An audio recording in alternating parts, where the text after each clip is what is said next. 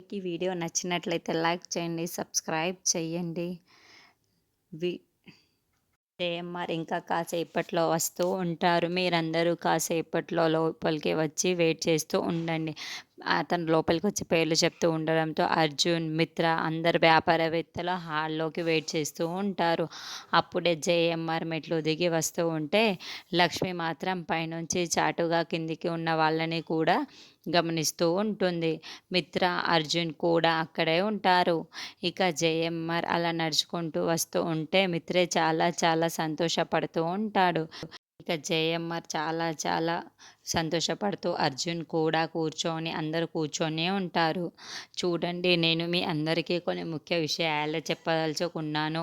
మీలో చాలామంది నాతో కలిసి ప్రాజెక్టులు చేయడానికి చాలా ఆతృత చూపిస్తున్నారని నాకు కూడా చాలా బాగా తెలుసు.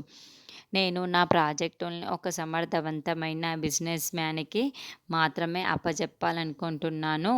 కాబట్టి అటువంటి వాళ్ళెవరో కూడా నాకు చూసుకోవాలి. అయితే ఇక మీద నా వ్యాపారాలన్నీ కూడా నా కూతురు సంయుక్త చూసుకొనబోతుంది అని రేపు నా కూతురు సంయుక్త అమెరికా నుండి ఇండియాకి వచ్చేస్తూ ఉంది. నా కూతురు సంయుక్త వచ్చిన తర్వాత నా వ్యాపారాలన్నింటినీ కూడా ఆమె చేతుల్లో పెట్టబోతున్నాను. ఇక మీదట అన్ని వ్యాపారాలన్నీ, అన్ని బిజినెస్‌లు కూడా నా కూతురు సంయుక్తకే చూసుకోబోతుంది. కాబట్టి మీలో ఎవరైతే సమర్థులు అనుకుంటారో వాళ్ళ చేతికే నా కూతురు సంయుక్తని ఆ వ్యాపారానికి, ఈ ప్రాజెక్ట్‌కి అప్పజెప్పుతుంది అని అతను చెప్తూ ఉండటంతో అందరూ వింటూ ఉంటారు. ఇక మిత్ర వింటూ ఉంటాడు. ప్రస్తుతానికి లక్ష్మి పైనుంచి జేఎంఆర్ మాట్లాడుతున్న మాటలను విని మిత్ర గమనిస్తూ ఉంటుంది. తర్వాత జేఎంఆర్, అర్జున్ ఇలా రా, మిత్ర ఇలా రా అని చెరొక వైపుకు నిలబెట్టుకుంటూ ఉంటారు.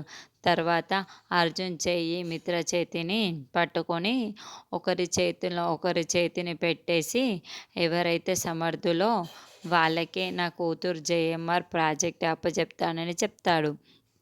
కాబట్టి మీరందరూ స్నేహభావంతో ఉండాలి చెప్తూ ఉంటాడు.